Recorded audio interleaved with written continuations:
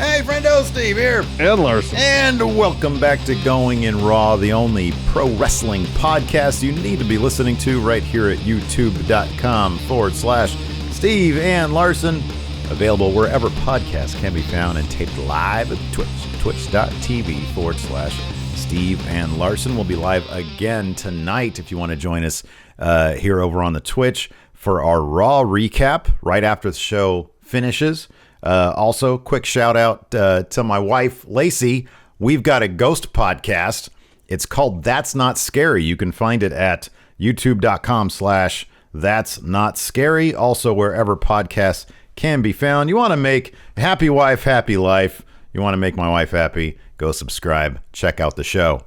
Of course, what's it called last night? Hell in a Cell was last night. So we've got... Oh, I didn't tell you yesterday. I got my Halloween costume ordered.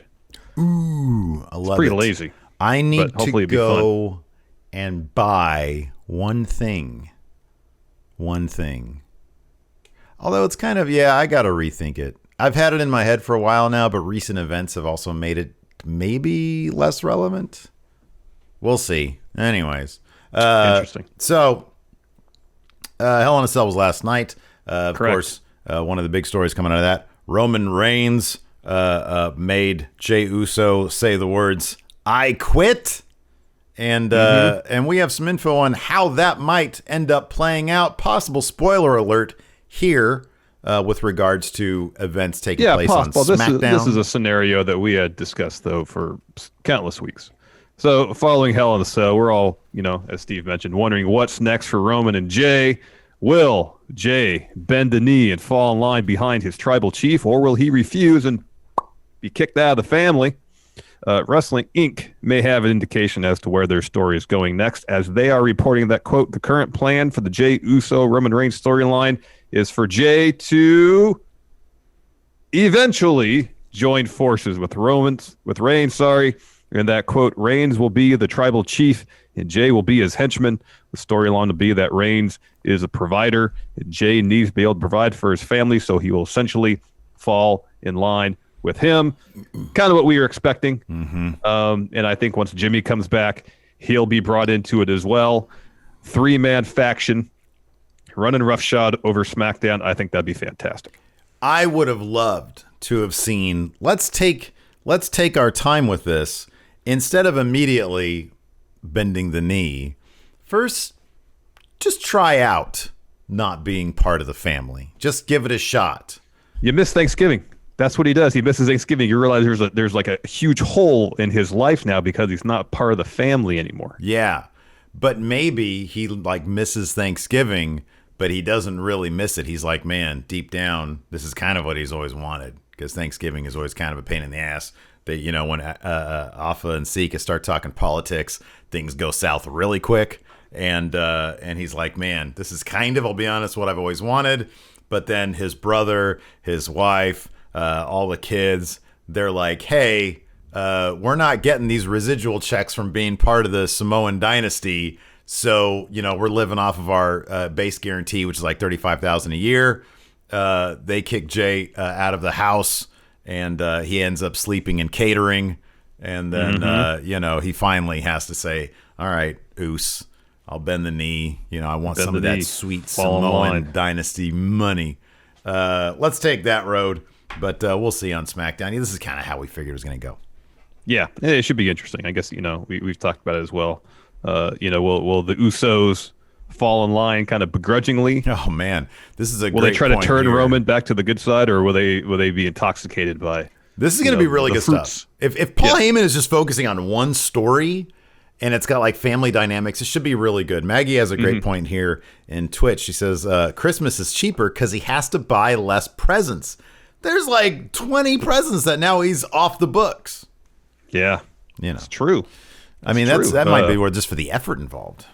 That's true. It could be. Speaking off the books, it sounds like WWE is going to have Amway Center off their books pretty darn soon. Steve, what is this all about? They're leaving. They're going to go on the move. Here's the deal. After weeks of reports, I had to bring up my notes. So I had to buy myself 3 seconds of time. After weeks of reports that WWE might be relocating their TV production away from their current home at Orlando's Amway Center, a.k.a. Thunderdome. Although I guess that's sort of a nebulous idea that can shift from location to location now. Yeah, Thunderdome is an idea. They can put that anywhere. WrestleVotes is reporting that come the end of November, they'll be out. Stating this, sources state WWE is set to leave the Amway Center by the 1st of December. That is in just about a month. Arenas in North Carolina, Tejas, and Illinois were discussed over the weekend. WWE needs to find a spot where no team plays and able to house the weight and power requirements of the setup. A newer arena is preferred as the weight of the Thunderdome won't work with older buildings. Also, a major travel hub is needed as talent will be flying in and out each week. Not the easiest combination of things to find. This is me editorializing, not the smartest combination of things to find either. A major travel hub, super spreader. So John Alba obtained a copy of the amended contract between WWE and the Amway Center, and the deal runs through November 24th, and notes that, quote, with the NBA looking to start a season in December, and what is this, the ECHL? What's that? Hockey league? I think it's some sort of minor league or hockey association. Okay. Yes. The ECHL's Orlando Solar Bears beginning play as well on approximately December 11th. This appears to be the end of Thunderdome's run in Orlando. Yeah, John Alba notes that. Yes, that wasn't in the contract. Yeah, they should like come up with, you had Thunderdome, now do something new, something different. What are other ideas that we can come up with for grand spectacle themed ideas?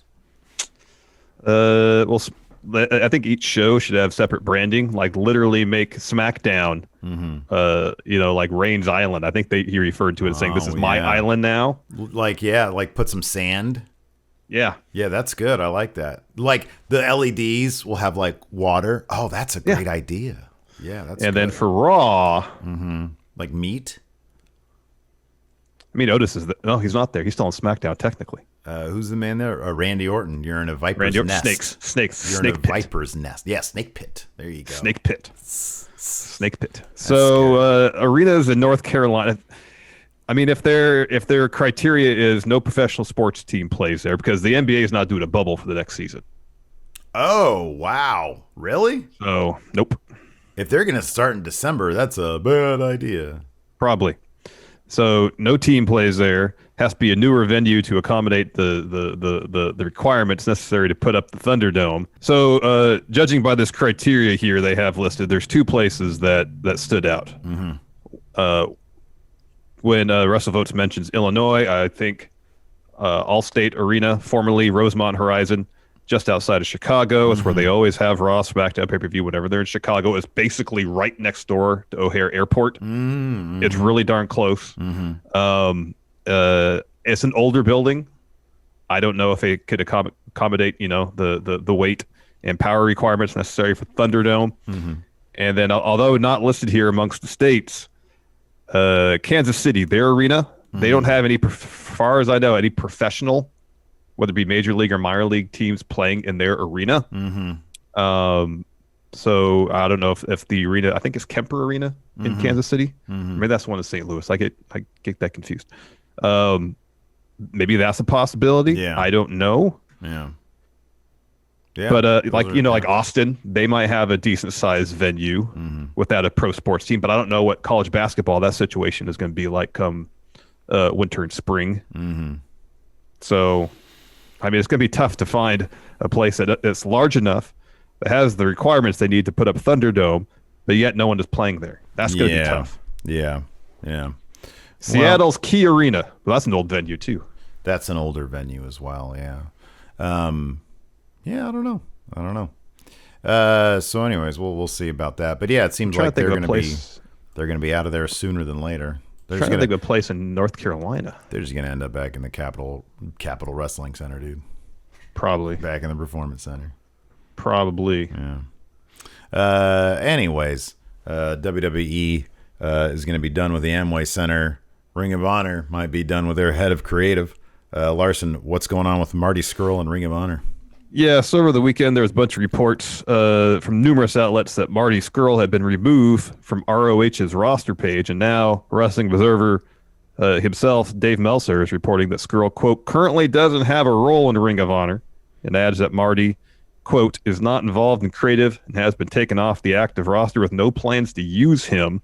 Scurll hasn't been fired, but simply isn't being used. Of course, accusations were made against Marty during Speaking Out movement this past summer, and at the time, ROH launched an investigation to those allegations made against Scurll, but I don't believe they publicly stated anything about that investigation beyond just saying they were investigating. I wonder what if his contract, given that it gave him such a wide berth of creative freedom, I wonder if it was equally as ironclad in terms of, well, maybe they can't release him, maybe they have to keep paying him, maybe he has some sort of guarantee, but the other option is, well, we have to pay him, but we could just opt not to use him. It would depend on the, I know, I understand Ring of Honor, they have they have that Sinclair money. Mm-hmm. So, but depending on, how lucrative that contract is. Yeah. At a certain point, that's got to get to be cost prohibitive. So he signed like a 3-year deal, and he's maybe in the first year of it. If he's getting paid, 6 figures, at a certain point, they got to, if they're not going to utilize them, they got to cut their losses. Yeah, I don't know how they do that. I mean, contractually, I don't know if they can. They'd have to negotiate a buyout or something. Yeah, right. Yeah, I don't know. But I mean, it would definitely be as a fan, and having read the allegations, strictly from a fan standpoint, it'd be super distracting if I knew that he was still involved. I don't personally watch Ring of Honor. I from what I understand, they've been doing some pretty cool stuff recently. That pure the tournament pure thing stuff seemed like it could be they've pretty got cool. Some really terrific names over there. So it's something that I sort of want to keep an eye on. I don't know. Do they have fans in their stuff? No, I believe it's all empty arena stuff. Probably not, huh? It's kind of difficult to watch the super empty arena stuff, like Impact, I do, I can't, I'm not sure how often I can do it. Like I've sort of skipped out a couple weeks here and there. When I can do it on a Tuesday, I'll do it on a Tuesday. But the actual wrestling it's a bit difficult to watch. They have a wonderful variety of talent over there. They really do. Watching purely empty arena stuff can be a little bit difficult to watch. Anyways, do we have we've been doing this for like an hour now. Do we have a Raw preview yet? I don't think so. I'm gonna go to WWE. They're probably writing it as we speak. Yeah, Vince he's got nothing. He's got his typewriter out. Maybe his word. Not processor. even. Sometimes they'll have like one little teaser video. Not even that. Hold on a second. You know what? They love breaking There's things nothing on Twitter. Let me see if WWE's Twitter has anything. All right, I'm just looking at WWE.com and they don't have anything. All right, let's take a look here. The real source. Going back to the Marty thing real quick. Maggie has a point here. She says, "I wonder if going forward they're putting some type of morality clause or something that will give the companies a way out should the talent's behavior actions be called out in something like the Speaking Out movement did." That would be entirely smart possible to do that. Entirely possible. It would be smart. Let's see here. WWE.com. They have a poll up right now, Larson. Who had the biggest win of the night? Well, don't poo-poo it until you've heard the poll, please. Who had the biggest win of the night at WWE Hell in a Cell? What should I write down here? Roman Reigns, Sasha Banks, The Miz, or Randy Orton? Well, it's not Roman because we all knew he was going to win. It's probably Randy, right? Well, it's Randy or Sasha. Let me give it to Sasha. Man. Yeah, give it to Sasha. Oh, yeah, she's clearly in the lead, too. 43%. All right, good. Let's see here if there's a Raw preview. No, but, oh, wow, this should actually be pretty good. Walter versus Ilya Dragunov. Oh, yeah. On UK this week for the title. That should be good. That'll be a good match. Let's see here. Should we just answer questions? Should we just do that? There's a Funko Pop for Undertaker, the hooded Undertaker, and he's like glowy. Yeah? Hey, did you listen to Elias's version of Amazing Grace? No. It's actually pretty damn good. Yeah. Yeah, it is. Let's see here. Yeah, nothing. A whole lot of nothing. Whole lot of nothing. Being written as we speak. Let's do some questions. Yeah, first, Yeah. B-Man says you can only keep one Bailey versus Sasha match. Takeover, I assume Takeover Brooklyn, or Hell in a Cell. What is it? Man, I got to go back and watch Hell in a Cell again. I mentioned this on Twitter this morning. More and more people are, I love the fans that like to sit there and analyze stuff, like crazy. Oh, and the pick details. out Yes. The details. The level of detail in this match is off the charts. Like, they really did put together something special, and it might have actually surpassed. I have like really, really great memories of Brooklyn. It's so good. But I don't know, man. This might have surpassed it. I'll have to give it another look. I'll have to. The jury's out for me on that particular question. Sitting here right now, I mean, granted, it's been a number of years since I've seen the Takeover Brooklyn match, but I remember that match leaving such an impression on me after watching it the first time. So I'll lean towards Takeover, but hardly ironclad. Mm-hmm. Mr. Triple Mania, Juan Guerrero Jr. says, considering it's Halloween Havoc time, if you could pick two modern-day wrestlers to recreate the Giant versus Hogan Monster Truck feud match, who would it be and why? And who would play the Yeti running in at the end? Wow. Braun would play the Yeti. I think he'd make it. No. Yeah, that's... No. What? Jordan would play the Yeti. Could you imagine, like, a 7'3"? That'd be terrifying. I mean, that's what the Yeti was, man. Yeah. What, Reese? Wasn't he Reese on the Flock?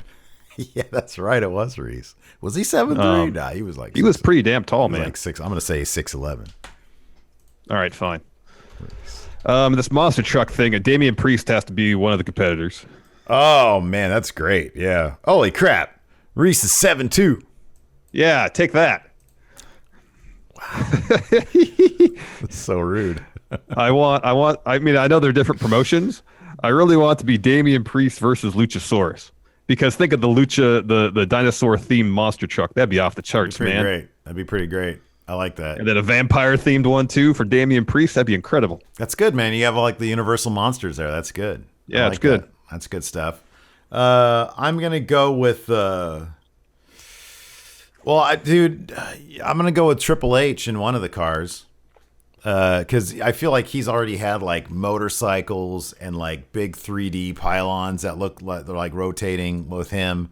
He had some really cool stuff. So I'm going to say Triple H. I think he can come up with a really cool Motorhead / Terminator themed monster truck. But is he a Terminator or Terminator Hunter? It's ambiguous. We don't know. We don't know. That's part of the story being told. And then on the flip side of that, we're going to have his protege in Evolution, Randy Orton, with the big snake viper. That'd be good. That'd be good. Fitted monster truck. That's good. Yeah, that. That's good. The big dog, where do you see the Sasha and Bailey feud going next? And do you think it was a missed opportunity not having the Fiends show up to do something to Randy, knowing their storied past? And how dare BTE not give us any Brody Lee this week? Yeah, BTE just isn't the same without Brody Lee on it. He's taking his time to come back, man. I like that. He's taking his time. Yeah. As far as Bailey and Sasha, I mean, they can go one. Here's a route they can go. Here's the thing about Sasha's career as champion. She can't ever successfully defend that belt. She has to do that. That has to be the thing that she breaks through with that. And she does it at I don't know about Survivor Series because it seems like they're doing brand versus brand at Survivor Series. Yeah. So I mean, it could be a situation where they do a rematch. Maybe they do a rematch this Friday on SmackDown. Somehow Bailey wins it back there. And then Sasha, then we do the thing where Sasha has to go and win the Rumble, win it back at Mania, and then the SmackDown after Mania. Then they have another match, and Sasha wins that one. I would prefer to see Sasha break through. She successfully defends it, and meanwhile, you get Bianca Belair in there to challenge Bailey, and we get Bianca Belair versus Bailey for 3 months, up to the Rumble. Because she's terrific, and to think about the things that Bianca could learn as a performer working with Bailey, and then to see Bianca after that, I think it'd be a really, really cool thing to see. And then Sasha, I don't know what she does from now. She keeps on defending the title till Bailey wins the Rumble at Mania. I'm at the Rumble, and then they fight at Mania. She wins the Rumble at Mania. Patrick Sparks, fantasy book, Seth Rollins winning the Rumble. Oh, do we have to? I mean, yeah, let's come up with an entertaining way. There's a goddamn bug in here. Entertaining way for Seth Rollins. How about didn't when CM Punk was doing his straight edge guy thing? Didn't he preach in between? Like he was the only guy in the ring, and he would preach in between, like until another superstar came out. So I would have Seth Rollins. He would, give sermons. He would have like a pulpit set up, and he would roll try to out. recruit people to join the greater good. After he eliminates somebody who was in the ring, he would spend time trying to recruit them. Eventually, someone would say yes, and then help him win. He'd have literature. There you go. Hand it out. They'd go and they'd roll out from on the bottom ring or bottom rope, and they just look at the literature. You'd be like, this is not for me. Or maybe some people would be interested. Who knows? Some people, oh wow. You really Dalen Dula, you have purchased a reasonably sized summer home in beautiful Anchorage, Alaska. Oh, I love it. Your new neighbors are welcoming, but warn you of a grizzly bear problem in the area. What wrestler do you hire to bear-proof your home? This is easy. Yeah, it's to bear-proof your home and ensure that your family has a safe, bear-free vacation. You on three. Can't choose Cal Jack. That's too easy. 1, 2, 3, Cal Jack. Well, it's Cal. It's Cal. If not Cal, then it's Brock Lesnar because he F5'd the Shark. I'm sure a bear would be no problem for him. Yeah, that works. That's good. I'm trying to think who. Yeah, Cal could literally just talk to the bear. Yeah. Greg Morris, recreate the Hardys, Dudleys, and Edge and Christian feud using modern tag teams from any promotion. Which team best fits each role? So you got the Dudleys, the hardcore team. Yeah. I mean, I guess if you're maybe the Briscoes, but I'm going to say the Lucha Brothers. I mean, in terms of wrestling style. Wait, you're putting the Dudleys or the Lucha Brothers? Oh, the Lucha Brothers. For some reason I thought you said Luchasaurus. No. He's not the name of a tag team. because Pentagon for a while was the hardcore guy from TNA. Yeah. The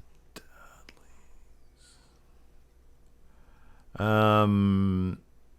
I know stylistically per se it doesn't necessarily fit, but so the Hardys clearly would be the Young Bucks. Uh-huh. Like that's the Dudleys. And then Edge and Christian. Are there do we have any kayfabe brothers that are not real brothers?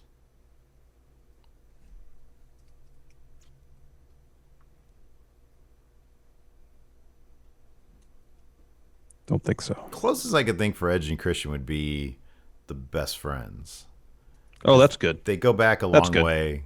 That's They're good. Best friends. All right, that's good. That's a good lineup. Who is there anybody in New Japan that could be the Dudleys though? I mean, I guess I don't know. The who'd you say again? You said the Lucha Bros. Okay. I kind of feel like Jurassic Express would be a decent Dudleys. They're not like hardcore guys, but they're kind of goofy. And the Dudleys were kind of like weird surface level goofy, but then they were like super violent.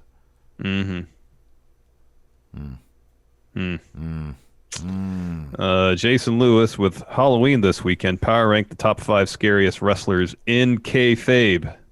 Well, in and out of kayfabe with the New Jack. Would you consider Kevin Sullivan in kayfabe one of the scariest wrestlers? He really treaded the line between scary and really goofy. Yeah, isn't that weird? At times it was like when it was done right, some of that stuff was kind of unsettling, but far too often it was just really corny. The Boogeyman was super scary. Like in kayfabe? Imagine showing up to work and that guy's there. His packaging was legit. It was really good. You got to say Undertaker because he was huge. He's dead. Yeah. Yeah. So you got to say Undertaker. Yeah. That's 3. Wait, 4? 3 or 4? Well, 4 because the New Jack. Yeah. Well, I forgot about Kevin Sullivan. I didn't include him. Yeah, we don't really need to include Kevin Sullivan. All right, so 3. Mordecai. Oh, The Fiend. He's scary. The Fiend is pretty scary. This is a good one. Twinewinder says Naked Midian. He was doing the Tubin gimmick before Tubin came around. Yeah, it's true. That's true. Psycho Clown. He has those gauntlets that shoot fire everywhere. Yeah. That's pretty scary. Nick, with Survivor Series coming up and WWE always having title changes before the event, who do you see losing their title? For the last couple of years, or 2 of the last 3 years, we saw the SmackDown or the top belt on SmackDown change hands. So I think it was for so there was the year where it was Jinder Mahal. They didn't want him going up against Brock Lesnar because that's so AJ beat him. Yeah. Last year was there one last year? What was last year? Well, then like the year after that, I think it was 2 years ago. Daniel Bryan beat AJ to have the match against Lesnar. Oh, because they didn't want to repeat. Okay, all right. But then last year there was no. What did they do last? They didn't even do Brand versus Brand last year. Not with the top titles, did they? With the WWE. No, title. I think it was. Wasn't it Brock and Finn last year? Wasn't it? Brock and Finn. Is that right? You're probably right. Yeah, because they didn't do for the top titles. They didn't do Brand versus Brand. No. Yeah, that makes sense because Brock won it at the first SmackDown. You're right. Yeah, that sounds right. Let me double check. Oh no, Mysterio. Sorry. Oh yeah, that was so. How could I forget that match? That was fun. That was such a good match. And it was Fiend versus Daniel Bryan. Was the other one. That was a good match. I think it was Lesnar. Lesnar took on Finn at Rumble. I think. Yeah, that sounds right.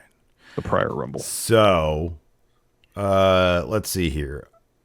So, I mean, all the women are in great spots right now, and I think you go. I think like you stick with EO as opposed to anybody else. I mean, they've really taken the shine off of Rhea. Shotzi's terrific, but she's too green, so to speak. I mean, Candice is great, but she doesn't really have the status of Io Shirai at this point. I think you go Io, Asuka, Sasha Banks. For the men's titles, I mean, dude, you can't go wrong with Randy Orton, Roman Reigns, and then maybe even you throw Finn Balor in there if you want to. Oh, NXT's not going to be involved in Survivor Series. Not going to happen. There's yellow in the thing. Oh, is there? I'm gonna be shocked. Shock the system. I'm actually gonna be pretty shocked if they're involved. Yeah, there's yellow. There's a little sliver of yellow. It is funny though because proportionally speaking, it is really small. Like it's like a bunch of red, a bunch of blue, and then a sliver of yellow in the middle. Yeah, it's a little bit of yellow in there to get your hopes up, and then they're gonna dash them when they're not involved at all. Smashes it. Yep. All right. Let's see here. Next, Will Combs, power ranked 5 most likely challengers for Orton's title. Well, Drew, number 1.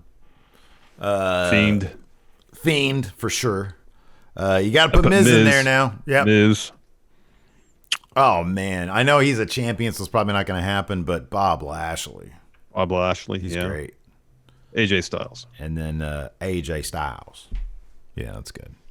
NJWP, what is more likely, Miz successfully cash in or cash in failure? I apologize for not sourcing this, but I read this morning, I believe, on Twitter, where someone wrote, I should have made note of it, really. I'm sorry. This is not my idea. I read it on Twitter. You're claiming it now. Good. Okay. Not claiming it whatsoever. Larson original idea coming up right now. Not. That they'll have Edge beat Orton for the title at Mania, and then the Raw after Mania have Miz cash in, so that way, Edge has to wrestle like 3 times a year or something like that. Then massive heat on Miz beating Edge, getting that title back, and then Edge can go and do whatever Edge does between matches and come back at SummerSlam. Yeah, that would suck all the all the air out of the building if Edge beats Orton for the title and then Miz cashes in. Boy, that would suck the air out of the building. But he'd cash in the next night on Raw, not at WrestleMania. Oh, so Edge would get the Mania moment. Next night on Raw, Miz cashes in. Yeah, that would still, boy. Dustin asks, if The Rock doesn't face Roman at Mania, who would be the next best option? Cena, Bryan, Lesnar, Big E. Yeah, they need to get on that this Friday. Start building up Big E even more so than they have been. Yep.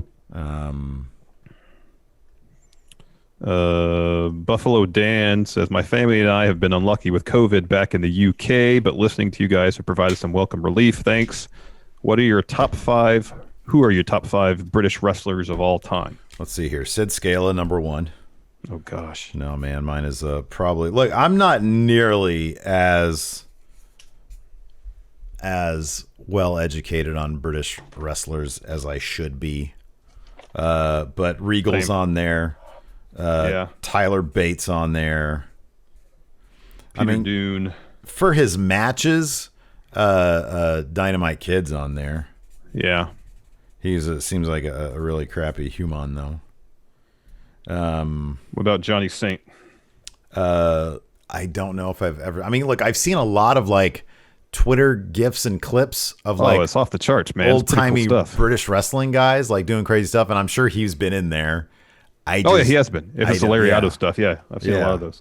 He's pretty great. Hold on a second. Make sure this guy... here we go. Giant Haystacks. Mm-hmm. That guy is huge. Yeah, he's pretty massive. Yeah, Giant Haystacks. Let's see here. Who else? Big Daddy. Big Daddy's great. He was a huge face back in the day, I think. Yeah. Oh, this is a great question. Sorry, I apologize for sidetracking you. Eric Kolunga. So I know Jeff's story is not the most compelling right now, but is this the feud that brings out Willow? And how long could WWE stretch the Bayley and Sasha storyline? Should Bianca win the title at Mania? So, how about this? Survivor Series. Yeah. You have a battle of the bands. It's Elias versus Jeff Hardy. Oh, yeah, he has a band. And you have them, like, face off like they did, like MTV's Music Awards did in, like, 2002, where you had the Vines and the Hives or whoever they were. And then I think the Strokes might have been on, like, a third stage. You have a battle of the bands. That's good. No, it's not. It's going to come to that. I would hate it. I would hate that just so much.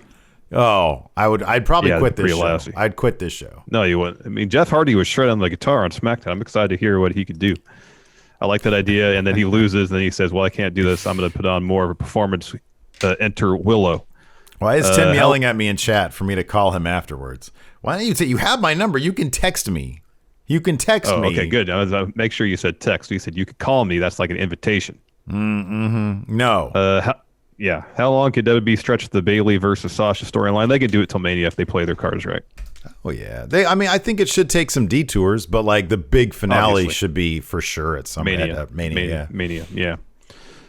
Nate Chive, what are your ideal Raw and SmackDown men's teams for this year's Survivor Series? So you got to assume we're going to see Hurt Business versus Retribution. Retribution is going to get annihilated in a traditional Survivor Series match.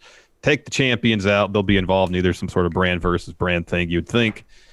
So, no champions, no Hurt Business, no Retribution. Steve, since you are SmackDown in our draft, you can have Team SmackDown as the roster is currently constructed, and I will take Team Raw. Okay, let me take a look at WWE SmackDown roster. Let's see here. Actually, I'm just going to do this. Let's see who's on their front page.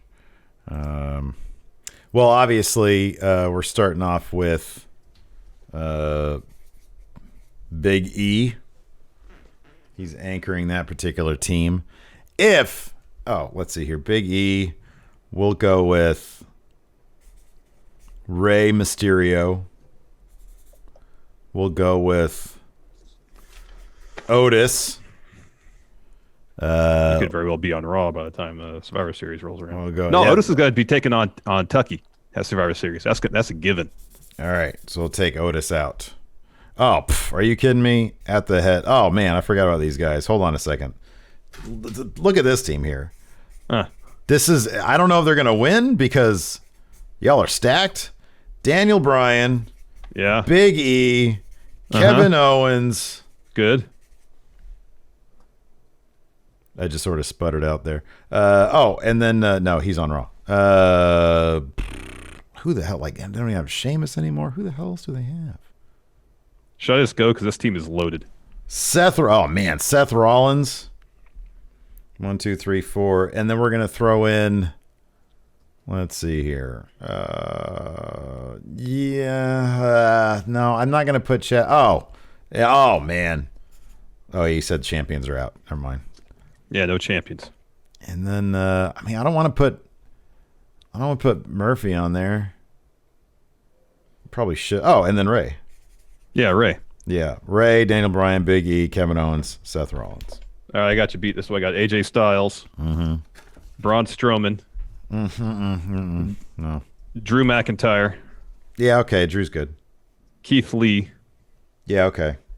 and then I don't like him being on this team, but WB seems to have high hopes for him, Elias.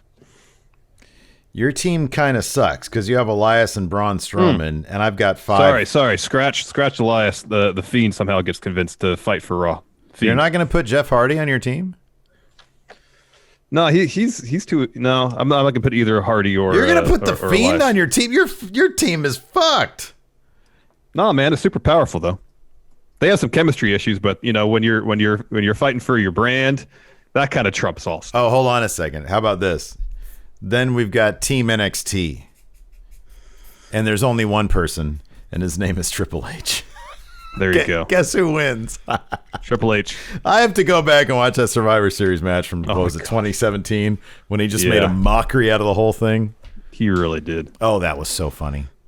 This is a good question. Combat Kev, do you think Cena or Orton will beat Ric Flair's record for world title reign? So, of course, Cena is tied. Orton is 2 away from tying. Short answer, no, I don't think so. When is Orton going to stop wrestling, though? You're probably right, but that guy has shown no signs of slowing down. None. No, none whatsoever. I mean, he's definitely got he the Orton could schedule, wrestle for but another 15 years if he really wanted to. He keeps himself in great shape. Yeah. He works a style, typically, that's not that demanding on his body. Mm-hmm. Hold on a second. Randy Orton is, what is he, like 40? I think he's in his early 40s. Oh, my God, he's only 40. Yeah. He's 40. Let's see here. He's got at least another 10 years in him. Do some math here real quick. In 2005, I'm trying to remember what Undertaker was doing in 2005. That's when Undertaker was 40 years old. Wow. Yeah. And Orton is in much better shape physically. Orton looks like he's still 20. Like he still moves and acts. Like there's a couple of cracks on his face, but that's kind of it. He hasn't really aged. No. Yeah. All right, we got one last question here. Panda Police Club says, congratulations, Friendo. You've been elected the next president of the United States, and your first order of business, make your cabinet using nothing but professional wrestlers. What 6 superstars from any promotion do you choose? Wait, a presidential cabinet? Yeah, with just wrestlers in it. Oh, wow. Okay. In kayfabe or out of kayfabe? Let's say in. In kayfabe's much better. Well, obviously, you want Dean Douglas, Secretary of Education. And then Secretary of the Treasury, you have JBL. Yeah, clearly.